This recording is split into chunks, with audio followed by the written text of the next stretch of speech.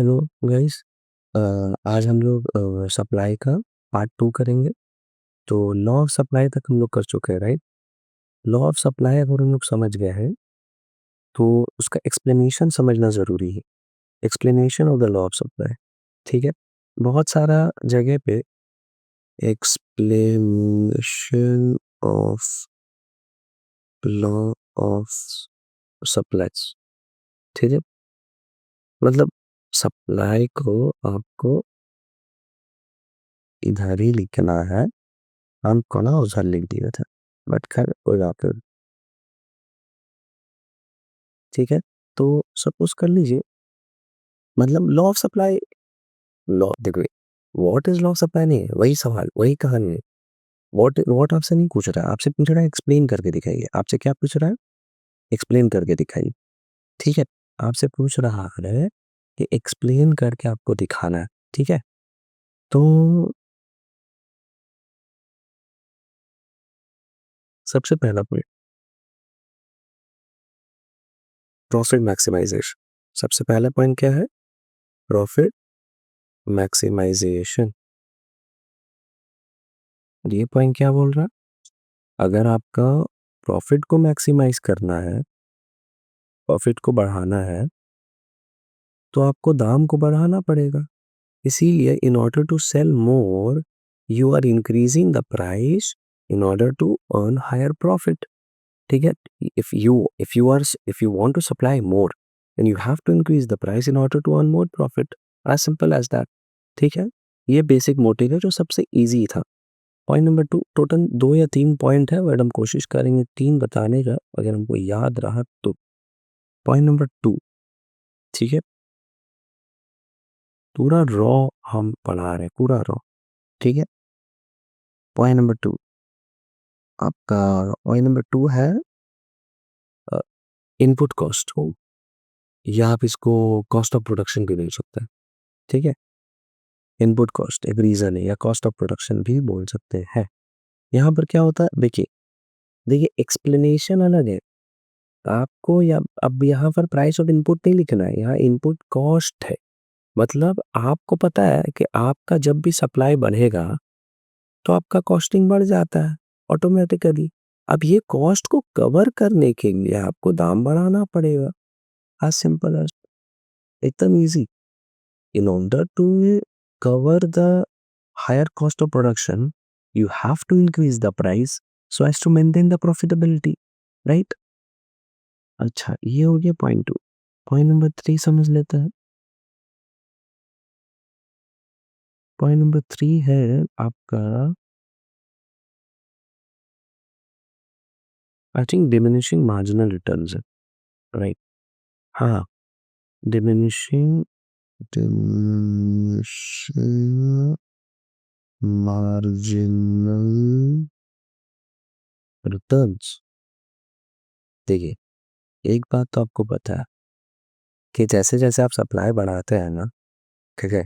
तो आपका जो मार्जिनल कॉस्ट होता है ना, वो बढ़ जाता। मतलब मार्जिनल कॉस्ट का मतलब होता है कि the cost of producing an extra unit, ठीक है? एक्स्ट्रा जो आप प्रोडक्शन करते हैं, और उससे ना आपका जो रिटर्न्स आता है ना, वो कम हो जाता है। आपका जो वही मार्जिनल रिटर्न्स जो वर्ड हो रहा है, वो डिमिनिश करता, ठीक है? जो रिटर्न्स आप जो कमाते हैं, वो कम हो जाता। तो ये रिटर्न को मेंटेन करने के लिए आप प्राइस को बढ़ाते हैं, ठीक है? क्योंकि मार्जिनल कॉस्ट आपका बढ़ गया है, तो आपका रिटर्न कम हो गया उसकी वजह से। इसीलिए वो रिटर्न को मेंटेन करने के लिए आप प्राइस बढ़ाते हैं, ताकि आपका जो रिटर्न, आपको पता है कि इवेंचुअली कहीं न कभी आपका रिटर्न्स आपका जो आएगा वो कम हो जाएगा, क्योंकि आपको नया प्रोडक्शन करने के लिए आपको नया टेक्नोलॉजी चाहिए। तो ऑटोमैटिकली आपका हर कॉस्ट ऑफ प्रोडक्शन बोलिए या मार्जिनल कॉस्ट बोलिए, हर एक्स्ट्रा यूनिट का वो बढ़ जाएगा। तो उसको मेंटेन करने के लिए आपको दाम बढ़ाना पड़ेगा, तभी आप सप्लाई बात सेम, मतलब जो हिसाब से सप्लाई आप कर रहे हैं वो कर सकते हैं। तो ये है लॉ ऑफ सप्लाई का एक्सप्लेनेशन। क्लियर हो? जो बहुत अच्छी बात। अब हम लोग पढ़ेंगे exceptions to the law of supply. देखिए बहुत जल्दी जल्दी हो जा रहा है, क्योंकि आप ऑलरेडी समझ चुके हैं, ठीक है? Exceptions, exceptions to the law of supply. सबसे पहला एक्सेप्शन क्या है वर्टिकल सप्लाई का? वर्टिकल सप्लाई का वर्टिकल सप्लाई का में क्या होता है आपका? यहाँ पर प्राइस रहेगा, यहाँ पर क्वांटिटी रहेगा, ये आपका सप्लाई क्या हो गया फिक्स हो जाएगा, ये सप्लाई का है एस। तो यहाँ पर क्या बोल रहा है कि अगर आपका दाम बढ़े या घटे, दाम बढ़े या घटे, अगर P1 रहेगा या P2 हो जाए या P3 हो जाए, ठीक है, तो भी आपका क्वांटिटी हमेशा फिक्स रहेगा, ठीक है। और उसका रीज़न क्या है, ये एग्जाम्पल आप अगर बोलिएगा तो एग्जाम्पल है मोनालिसा का पेंटिंग जो लियोनार्डो दा विंची बनाया था। मोनालिसा MONA, ठीक है, मोनालिसा का पेंटिंग ब्रिलियंट पेंटिंग है, ठीक है, सर बनाए थे लियोनार्डो दा विंची। अब वो पूरा दुनिया में ओरिजिनल का बात हो रहा है भाई, कॉपी वॉपी तो भाई पूरा दुनिया में बिक रहा है, मगर ओरिजिनल का बात हो रहा है, पूरा ओरिजिनल पेंटिंग कितना है, एक है, राइट। तो quantity is fixed at 1, quantity fix होगी। अब अगर तुम इसको ऑक्शन में लगा दे, सप्लाई चेंज थोड़ी होगा, सप्लाई तो 1 ही है, दाम बढ़े घटे जो हो, क्वांटिटी हमेशा फिक्स रहेगा। ये है फर्स्ट पॉइंट। पॉइंट नंबर 2 में आ जा रहे बैकवर्ड बेंडिंग सप्लाई का, जिसको हम लोग लेबर लेजर चॉइस बोलेंगे। बैकवर्ड बेंडिंग सप्लाई पर the theory of labour leisure choice, labour leisure choice, labour sorry labour मतलब काम करना, लेजर मतलब आराम करनी। देखिए यहाँ लेबर है, लेबरर नहीं है, ठीक है। प्लीज आप ये मत सोचिएगा कि लेबरर लेबरर, लेबर मतलब काम करना, आप कितना अपना लेबर दे रहे हैं ना, कितना घंटा आप काम कर रहे हैं। तो यहाँ पर आपका डायग्राम कैसा बनेगा, बैकवर्ड वेल्डिंग नाम जैसा है वैसे ही बनेगा। ये आपका अच्छा प्राइस अब नहीं लिख रहे हैं हम, अब हम लिखेंगे वेज रेट, क्योंकि हम लेबर को क्या मिलता है, वेज मिलता है। आप प्राइस ही समझ के चल सकते हैं, उसमें कोई लेना देना नहीं। यहाँ पर हम लोग लिख देंगे लेबर आवर्स, कितना घंटा काम करे वो। तो आपका डायग्राम ऐसा बनेगा, ये आपका सप्लाई करना। समझने के लिए सपोज कर लीजिए ये आपका वेज रेट है और इतना घंटा आदमी काम कर रहा है, W1 में L1 आवर्स। मान लीजिए आप उसको सपोज कर लीजिए आप उसको 500 रुपया दे रहे हैं, ठीक है, और वो आपके पास 12 घंटा काम कर रहा है नॉर्मल एकदम, 8 घंटा भी आप ले सकते हो, उसे कोई लेना देना नहीं। अब आप सोचिएगा कि अरे यार हम उसको डबल कर देते हैं पैसा, तो आदमी ज़्यादा काम करेगा। तो अगर आप 1000 रुपया कर दीजिएगा तो क्या आदमी 24 घंटा काम करेगा, ऐसा होता है कभी? तो ऑटोमेटिकली आप देखिएगा यहाँ पे आपका वैल्यू कम हो गया, आप कितना काम करिएगा कम हो जाएगा जब वेज रेट बढ़ेगा, ठीक है। इसी को हम लोग बोलते हैं लेबर लेजर चॉइस।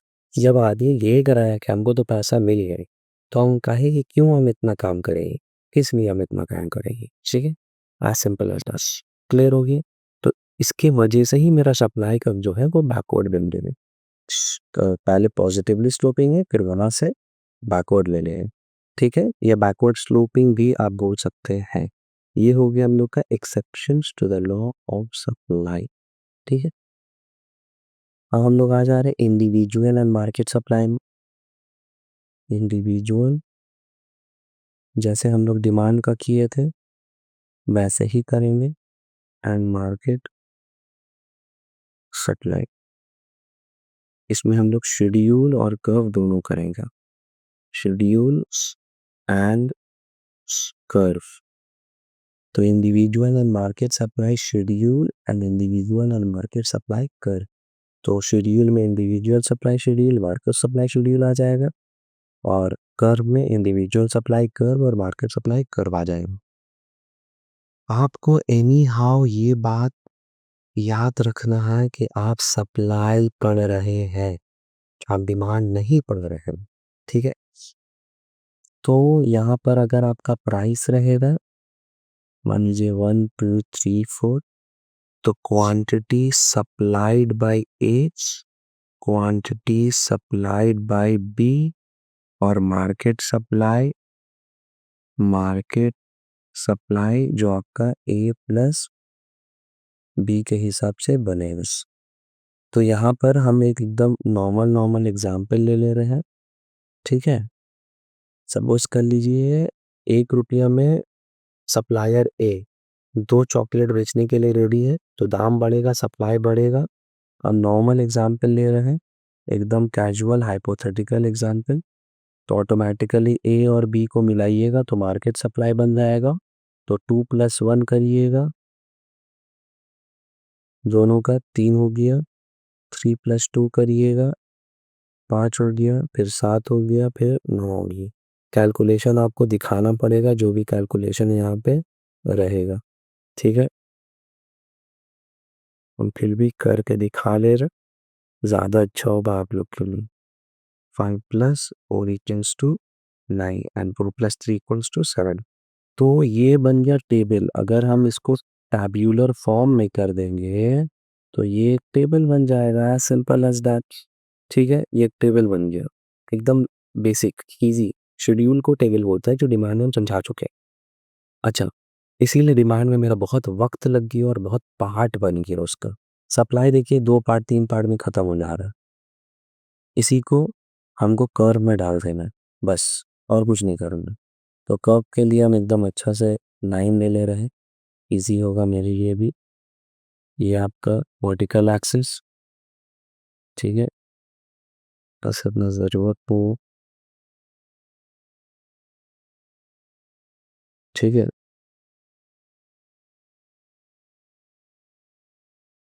और यहाँ से आपका हॉरिजॉन्टल एक्सिस हो गया, ठीक है। तो हम लोग यहाँ पे प्राइस मेजर करेंगे एज यूजुअल, यहाँ पे क्वांटिटी मेजर करेंगे एज यूजुअल, ये ओरिजिन रहेगी। अब हम एकदम बाकायदा सही तरीके से मार्किंग कर लेते हैं जैसे किए थे। ये मान लीजिए 1 रुपया है, ये 2 रुपया है, ये 3 रुपया है, ये 4 रुपया है, ठीक है। गैप सेम रखिएगा तो आंसर ठीक बनेगा। और नीचे में हम लोग क्वांटिटी में हम लोग को 9 तक जाना है, वो मैक्सिमम 9 है हम लोग का, ठीक है। तो सपोज कर लीजिए ये अगर 1 है, सॉरी ये 1 है, ये 2 है, ये 2 है, ये 3 है, ये 4 है, ये 5 है, 6 है, 7 है, 8 है, 9 है, ठीक है। ऑलमोस्ट उतना ठीक ठाक ही है, खराब तो नहीं बोलेंगे। 1 2 3 4 5 6 7 8 9, ठीक है। ये 9 है, ठीक है। अब आपको प्लॉटिंग करना है। सबसे पहले ए का कर ले रहे। ए क्या कर रहा है, 1 रुपया में 2 चॉकलेट बेचेगा, 2 रुपया में 3, 3 रुपया में 4, 4 रुपया में 5, तो 1 में 2। तो जब 1 रुपया है तो 2 चॉकलेट बिक्री हो रहा है, यहाँ एक डॉट दे देना है। 2 रुपया में 3 चॉकलेट है, यहाँ एक डॉट दे देना है। 3 रुपया में 4 चॉकलेट है, यहाँ एक डॉट दे देना है। 4 रुपया में 5 चॉकलेट है, यहाँ एक डॉट दे देना है। और इसको ऐसे करके ज्वाइन कर देना है, ठीक है। ये बन गया आपका। थोड़ा और अच्छा से अगर आप करिएगा, ठीक है। ये आपका बन गया supply by seller A. Similarly supply by seller B कर लेते हैं। 1 रुपया में 1 चॉकलेट बेच रहे थे, 2 रुपया में 2 चॉकलेट, 3 रुपया में 3 चॉकलेट, 4 रुपया में 4 चॉकलेट। ऐसे करके आप इसको ज्वाइन कर दीजिएगा, ये बन जाएगा सप्लाई बी का। अब आपको मार्केट बना लेना है। मार्केट में क्या कहानी है, 1 रुपया में 1 + 2 3 हो रहा था, 2 रुपया में 5 हो रहा था, 3 रुपया में 7 हो रहा था और 4 रुपया में 9 हो रहा था। ऐसे करके आप इसको जोड़ दीजिए। ठीक है, थोड़ा अच्छा से कर लीजिए। ये बन गया एस एम। एम मतलब मार्केट सप्लाई, या ए प्लस जी आप भी लिख सकते हैं, वो मगर उससे कोई लेना देना नहीं। आज हम लोग इतने ही रहने दे रहे हैं। लास्ट पार्ट बच गया है सिर्फ मूवमेंट एंड शिफ्ट्स, और वहाँ से इलास्टिसिटी ऑफ सप्लाई कवर करना चालू कर देंगे। अगर वीडियो अच्छा लगा हो तो प्लीज़ लाइक करें, अगर सब्सक्राइब नहीं किया है तो प्लीज़ सब्सक्राइब करें। Thank you.